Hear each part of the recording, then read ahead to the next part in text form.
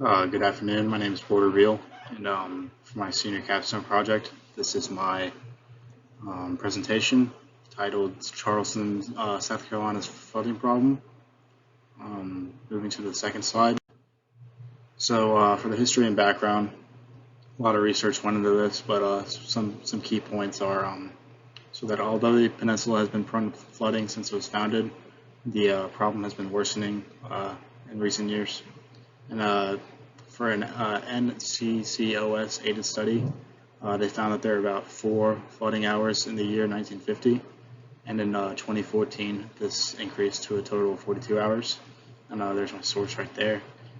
And the number of flooding events in 2051 are estimated to be around 103 hours. So this number is predicted to rise exponentially. There's a graph on the right-hand portion of my slide showing that. A little bit of the background for the peninsula.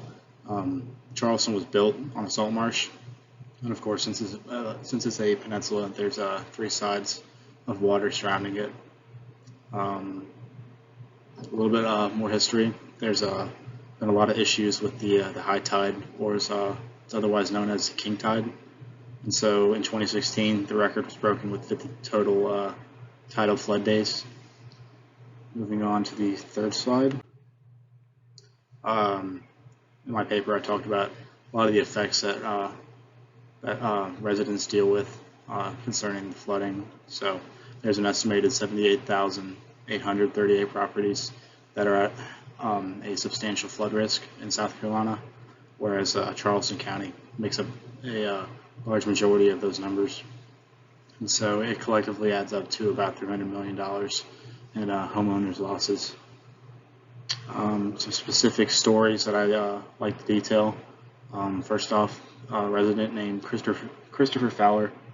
He moved to James Island in 2013, and so he saw his property flood a number of times, and he ended up pleading with the National Flood Insurance Program to help recoup his losses, get some money back.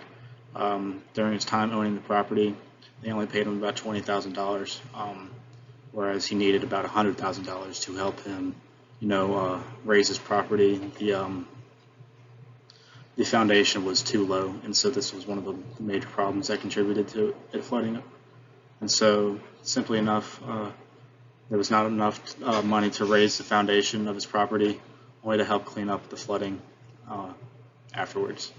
The next resident is Elizabeth Bonneau, who was she had 170 historic property on Dufresne Street, and so while living there, she experienced several years of flooding events between 2015 and 2017. Throughout the years, Elizabeth was unable to afford to raise the property's foundation, just like Christopher, and they'd left her with 2 options. She'd either sell the property, or she'd have to just keep dealing with the problem. So she opted to eventually sell it, and she only received half of what it was initially worth. And third, the resident's name is Sharon Richardson. So she moved to Charleston in 2015 with her 3 daughters. Not long after, she experienced a lot of flooding problems. This prompted her to take action in ways. She led movements to establish a foundation called Resilient Lands Matter.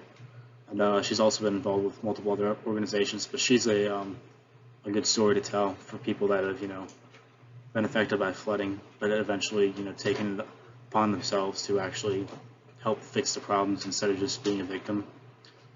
Which brings me to my next slide. Current efforts in place by the city of Charleston to combat these issues. So, one organization leading the charge is the Preservation Society of Charleston, which is one of the oldest in the U.S. There's a lot of challenges that they indicated when I looked at the website. Those are groundwater inundation, king tides, and storm surges. And so a lot of these efforts are put in place to combat these three issues. One such effort that I researched was the Spring Fishburne Street Drainage Improvement Project. So it's just a series of tunnels that are being built about 150 feet underground. So it's going to help flood waters seep back into the Ashley River. They are also constructing water collection systems and boring 12-foot diameter tunnels underneath the street to connect to ones that are already underground. They're also installing some new pump stations. One specific tool that I found in my research was it's called a check valve, and so it's just a backflow prevention device that's designed to prevent seawater from seeping into drainage infrastructure. And so yeah, there's currently about, I'd say 20, in my research I found that there's about 22 installed in recent years. The cost between installing them can range between $7,000 and $25,000, just depending on the size of the valve or the location, or there's a lot of factors at play. But it's a very cheap method and / tool to prevent flooding in these areas. This continued. One of the most affected areas of Charleston is the MUSC campus, and so it was built atop a marsh. The campus was, or there was not always, solid land wherever it was built. It was once a marsh, and so this has led to a lot of flooding issues, which has caused them to, take part in a number of projects. One of them was that they took all their generators and began putting them on higher floors to prevent them from being flooded and losing power. They also purchased a lot of road barriers that would block floodwaters. They actually ended up buying a military vehicle called a light medium tactical vehicle, and so this can help transport doctors and nurses and other staff to and from and around the campus when there's flooding in the streets. Some other projects on the campus that are designed to reduce the standing water. They converted a lot of parking lots into urban farms that can suck in the water that has just been standing there. So if there's a parking lot, the water's just going to stay there, but if there's grass and other vegetation, that'll end up soaking it in. They've also worked hard to create green spaces, which is sort of like my last point. But these green spaces not only look pleasing, but also add valuable flood resilience. And lastly, not related to the MUSC campus, but this is at the Church Creek. So there's a drainage improvement venture going on there, and they're also taking a nature-based approach to mitigate their flooding. That Church Creek is in West Ashley. The biggest effort in place that I've researched is the Army Corps of Engineers seawall, and so back in 2020 they unveiled this proposal, and so it'll be about 8 miles long, wrapped around the entire peninsula. There's a good diagram on the right of my slide depicting this. But basically, there's two sections. There's going to be an overland concrete barrier from the battery to the eastern part of the peninsula, and then a combo wall, which is on the western side. And so that will be made of metal and concrete. There's a lot of concerns and environmental risks associated with this. Such things include the bathtub effect, where water sits along the wall and has nowhere to be pumped out, so it just creates standing water just because there's nowhere for it to go. A lot of environmental concerns. Nobody really knows what the impact will be on the wildlife wherever the wall is placed. And then there's a lot of concerns with residents about just blocking people's views of the waterfront, which is also important to consider. I also, in my researched some strategies from other countries. Specifically, Charleston's Historic Foundation has been collaborating with people from the Netherlands, and they've called this the Dutch Dialogues. And so by doing this, they'll bring together national and international water experts to work in conjunction with local officials to conceptualize a living with water future.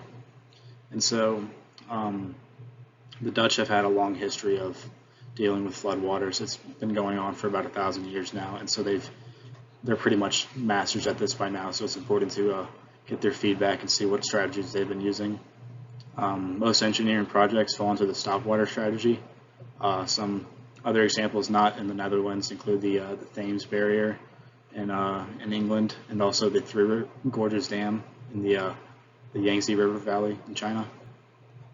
And so, moving back to the Dutch, in 2006, they began implementing a more long-term solution-based strategy. They've called this the Room for the River initiative, and so it'll cost about $3 billion and involves around 40 infrastructure projects. And so basically, after researching this, there's a lot of dikes and other barriers that they've built over the years, and so they plan to remove these barriers and build more floodplains for the water to seep into. And so they're just pretty much removing the dikes and extending the floodplains further into the countryside. Some more recent projects that the Dutch have implemented are the 30-kilometer long, sorry, it's got a weird name, but it's the Hutterdijk. Another one is the 9-kilometer long Oosterscheldekering, which is now the largest storm surge barrier in the Netherlands. And so, yet again, it's just really important to take these international experts, see what kind of feedback they can offer Charleston. In terms of recommendations I have after researching this, I think there needs to be a further emphasis on green infrastructure. We also need to look into funding programs like Resilient Lands Matter and community rating systems to help residents. Check valves are also very important. I think they need to be installed a lot more since they are a very cheap alternative to combating the issue. And I think the Army Corps of Engineers seawall needs to be further examined. There could be a lot of negative impacts if this does go through. So I think we just need to look at that a little further. In conclusion, some ways people can get involved. I think a lot of everyday people are able to help with this issue, but it will be important for the people in charge of Charleston, such as the mayor and other elected officials, to also get involved. And so I think a visionary leadership style for those that are specifically volunteering and helping with this is important. So the visionary leadership style, they have to possess a powerful ability to drive progress and usher in periods of change, which is exactly what Charleston needs. And in conclusion, so I discussed the background, some of the effects on residents, initiatives currently in effect by the city of Charleston, and also looked into efforts by other countries that could help with this issue. And I also recently just provided my recommendations that I believe will help. And I think that about concludes my presentation. Thank you.